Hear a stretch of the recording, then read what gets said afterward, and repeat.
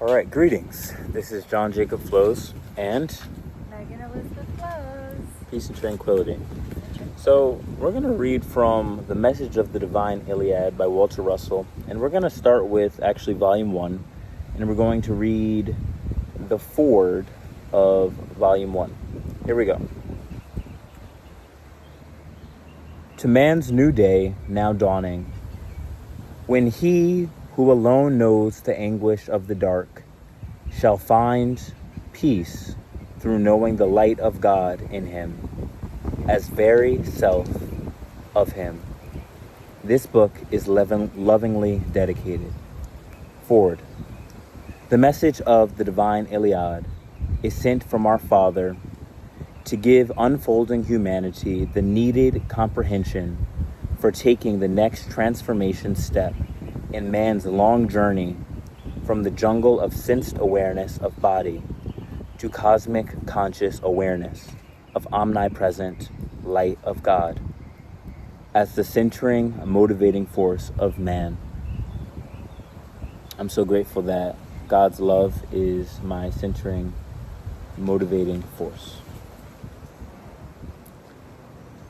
For millions of years, man was unaware of his conscious self. He was but body, expressing the desires of body, constantly seeking that which his body needed, and taking it by his might of physical strength. During those eons of his unfolding, man was totally unaware of his unity with God and mankind. Likewise, he was totally unaware of the universal, inexorable law which governed his every action.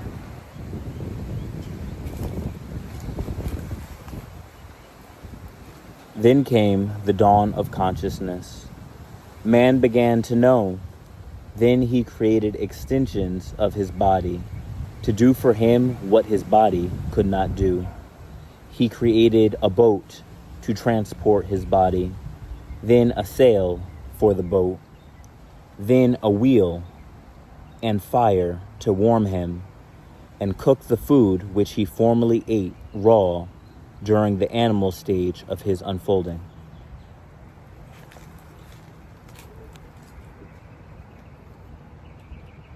Then came the long savage and barbarian stages of increasingly complex human relations based upon the jungle principle of taking that which he wanted by the power of might over right.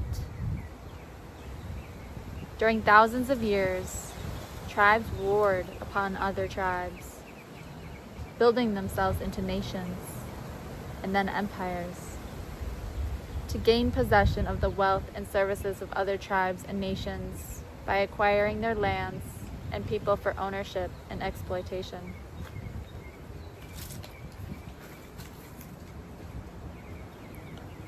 Our own United States were thus acquired.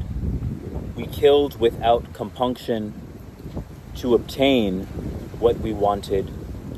We stole hundreds of thousands of so-called Negroes and endeavored to make slaves of them, but we could not. England, France, the Netherlands, Russia, and other nations multiplied their so-called empires by the brutal sword of the mighty, slaying the weak.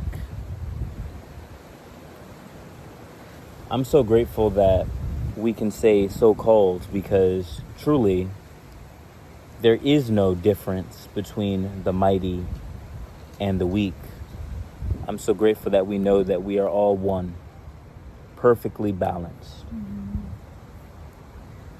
Industrial empires came into being as our supposedly highly civilized and enlightened society of humans increased its knowledge and practice of the arts and sciences. Advancement in our cultures and standard of living continued to deceive us as to our status as civilized beings. we failed to realize that we were illegitimately still practicing the law of the jungle, which takes only what it needs for survival, while man took thousands of times more than he needed for material gain. The jungle kills one at a time for food, but man kills by millions for enslavement and exploitation.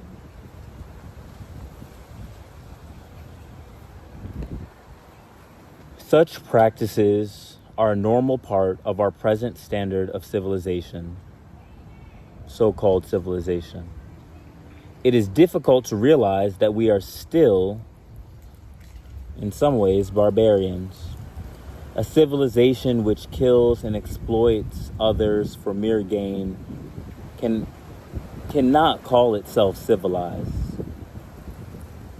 Humans can never justly call themselves civilized until they truly practice love.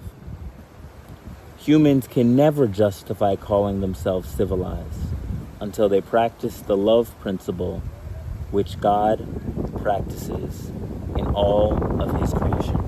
I'm so grateful for God practicing the love principle in us. Mankind has reached that stage of his unfolding where he must either learn the facts of inexorable law, universal law, and practice them, or perish by his own hand. He will die by the sword he slays with, unless his entire human relations are reversed from the taking principle to nature's principle of balanced giving for re-giving. I'm grateful for balanced giving.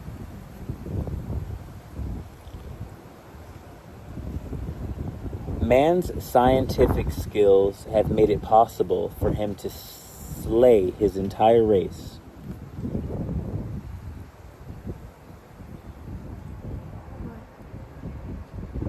A continuation of the old barbarian practice of taking, which has bred his many wars of hatred and aggression, will inevitably lead to a war of extinction unless nature's love principle of giving replaces it.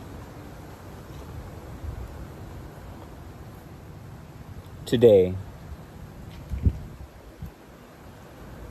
the world is divided. disunity marks all human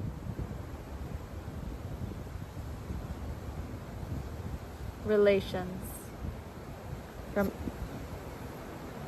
industry to religion, from capital to labor, two opposing world ideologies democracy and communism, stand like insurmountable principles to debar world unity.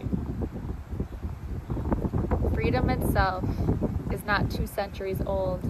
Slavery was existent in our own country within the memory of living men.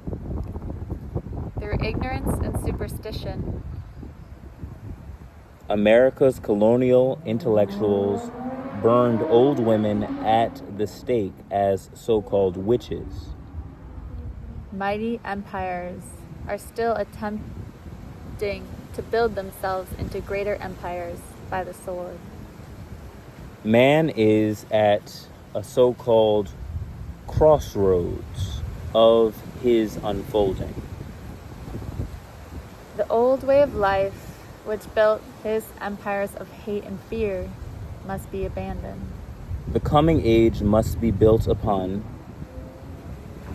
God's one law of balanced interchange in all human relations. There is no other alternative. To continue the old ways means the destruction of civilizations by multiplied hate. To follow the new path will mean the multiplication of love, which alone will bring unity and peace, happiness and prosperity to man and woman. Man and woman's comprehension has been limited to the range of their senses. Man and woman are now unfolding beyond the range of material sensing, in the direction of cosmic knowing. I'm grateful to be in the field of cosmic knowing. Amen. Science is doing this for them. Science is slowly but surely verifying the personal love of man's demanding and identifying the invisible, spiritual, personal being of man with the invisible, spiritual, personal being of love. Science is thus replacing man's abstract God of faith and belief with a dynamic God of law and order, whom man knows. The abstract God of faith and belief is the direct cause of man's many religions, for abstractions have bred many concepts of love, where knowledge can conceive but the one. Faith and belief are the shield of ignorance. The message of the divine Iliad is to build a scientific comprehension of the nature of love and man's unity with love, in order that mankind may unfold in the direction of its ultimate goal and cosmic awareness of the light, rather than refold by descending into the so-called terrors of another deep and long, dark age of ignorance. Through love alone can man find the kingdom of heaven, for which he has sought since his beginning. Only through living love as a principle can man and woman find their happiness, peace, and prosperity, which dwell in their heart as the greatest of our desires. God is the light of all knowing.